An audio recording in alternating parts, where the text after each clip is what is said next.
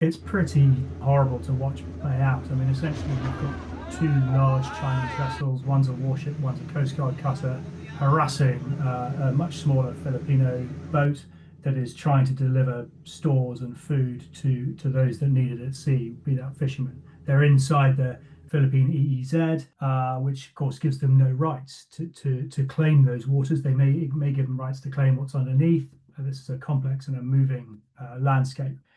But it never ever gives the Chinese the right to behave the way they did. And they do it all the time. So essentially, what we had was these two ships playing a very fast sort of game of harassment with the Filipino. I think looking at all the videos now, they got target fixated.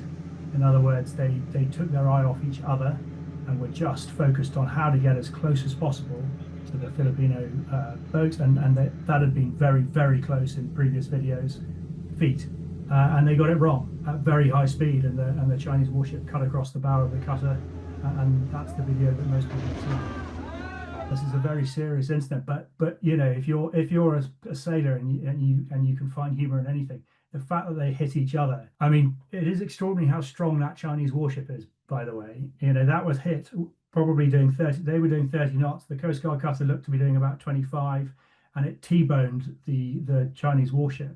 And the Coast Guard cutter, which was an old warship itself, came significantly worse off. So there's an interesting point here in the strength of the Chinese warship. Its behavior immediately after the collision was frankly extraordinary. Not a single moment of pause to conduct safety of life at sea, which is a maritime obligation under international law. Not a single pause to check their own watertight integrity. They could have been holed below the waterline and flooding forward like crazy. Nope, they just up revs and went after the Filipino boat again. I mean, just sort of remarkable lack of awareness. You know, that is the captain on that ship panicking now. He's in full panic mode, and he's just, you know. So there's some extraordinary interactions in and around the incident itself. Does this cause an escalation? No, it doesn't. Does it cause a moment of pause for China? I doubt it. I doubt it'll cause a moment of pause for the poor people running those ships, if that's the right expression. You know, they're in trouble now. But flip it and make it another nation's warship or another nation's vessel, and try and war game what that looks like. I think that's perhaps, you know, a more important question to come out of this. I reckon there have been 117 instances in the South China Sea where Chinese ships have harassed other nations' vessels, of which about 25 were along these lines, whether that's water cannons, riding off. They boarded some ribs. I don't know if you remember that one, and one of the Filipinos got his thumb cut off. They irradiated an Australian set of divers that were down with their sonar. They isonified, not irradiated, they isonified them. You know, that could have killed them, and so on and so on. And so, yes, these instances mount in the hundreds in the last 18 months alone. I think it's less common to see the Chinese Navy, the People's Liberation Army Navy, do this. It's more commonly the Coast Guard and their various sort of militia boats. So I think it was particularly shocking, certainly from a Navy guy's perspective, to see another Navy behaving in this frankly extraordinarily aggressive and unprofessional manner. It's the sort of circling aircraft syndrome, as I call it, the aircraft that's just getting closer and closer and closer. It's not flying directly towards you, so it's not an immediate threat, but it just gets closer. At what point do you pull the trigger and shoot down this circling aircraft? And that's what China are doing in the South China Sea. They're normalizing this very, very aggressive behavior, and they're essentially challenging everyone to say, okay, well, what are you going to do about it? It's resources and trade. You know, China, like everyone else, is dependent on the sea for their trade. I mean, we all are, and I think that's something that is a point that can't be made too often, particularly in the UK. We're an island, and if we don't protect those sea lanes, then the lights go out, and we can't buy any stuff for our house, and we can't get any fuel or supplies. You know, this is just a fundamental. And I think China recognizes that implicitly, but are just going around the business of, we of course inevitably have a slightly defensive mindset. We need to protect our sea lanes. They see it the other way around. They need to proactively go and sort of secure them, and I think that's what this is. And it's not just in the South China Sea. It's happening in a lot of places. They had 5 icebreakers off Alaska recently. There's no real reason for them to be there other than to say, well, look, we're here now, and what are you going to do about it? And that's, I think, one of the key points about this that the South China Sea teaches us, is that if you don't stop it, or you don't impose a cost on it, then it does become normal, and then they'll move on to the next thing, and then the next thing.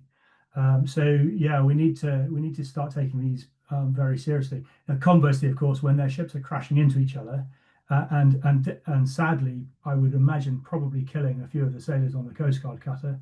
I would be amazed if those 4 people on the forecastle got clear of that in time, which is extremely sad, but therefore doubly embarrassing for the Chinese that they're conducting this incredibly aggressive behavior, but doing it really badly. It comes down to how much do you believe in the collective international will anymore. Clearly, there's only one country with a navy that can physically do it.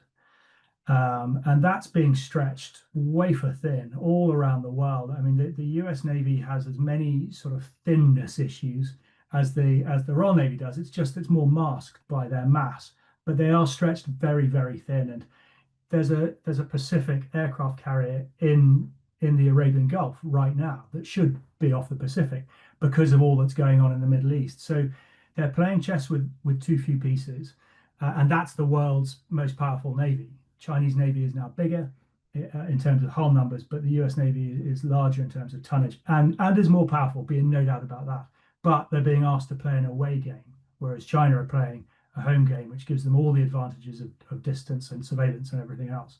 So it's a real problem from a physical, from a Navy perspective. So then you need to start looking at what's the collective, what are the alliances, what have we got collectively? I mean, this is why I think having HMS Prince of Wales right now in that area with that strike group, it's very easy to mock that because that carrier group is not fully formed in the way that a US carrier group is.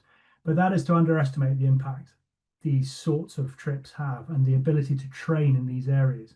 Again, would you want HMS Prince of Wales going up against China when they're firing hypersonic missiles? No, you wouldn't. You wouldn't want anyone to do that. So this is about setting the conditions to stop it happening in the first place. So the answer, slightly long answer to your question is, do we collectively internationally have the will to intervene if they do cross whatever those red lines may be? And let's be honest, they can be very confused and very variable depending on the mood of the day. But should they cross over a red line, let's say that Chinese warship had done what it did yesterday to an American warship by mistake and taken its bow off and killed 4 American sailors. Okay, what happens then? And I think that's where the risk of miscalculation at sea remains very, very high, and could be the trigger for something much more unfortunate. Do we then all group up as a bunch of allies and say, this isn't the way to do your business, and convince them using the levers ashore, which is where these things are always won or lost. They're very rarely won or lost at sea. Convince them ashore that this is not the way to be conducting international business. I think there's a mindset thing here. As a mariner and talking to other mariners who have spent our lives operating in Western military navies or merchant navies, both, this sort of behavior at sea makes no sense at all. You would see it a lot in the Gulf, actually, with the IRGCN, the Iranian Revolutionary Guard (brackets Navy). They would charge you like this, and they would harass you, and they would swarm you to test your reactions. So it's not the first time any of us have seen this. But I think seeing another major combatant, a major warship, behaving that way, that close to another vessel, there are previous videos where they are 5 feet away. One wrong turn, and that ship's going to the bottom with everyone on it. That, to most mariners, to every mariner I've spoken to, just is so incongruous. It's such a bizarre way to behave at sea, and so in keeping with the way we're taught to. Then, yeah, I've got a final point. It's clearly they are operating along very different lines with a very different mindset. It's clearly not entirely focused and professional, but it's very, very different. And we have to acknowledge that when we're wargaming these things going forward. They are not thinking the way that we think at sea.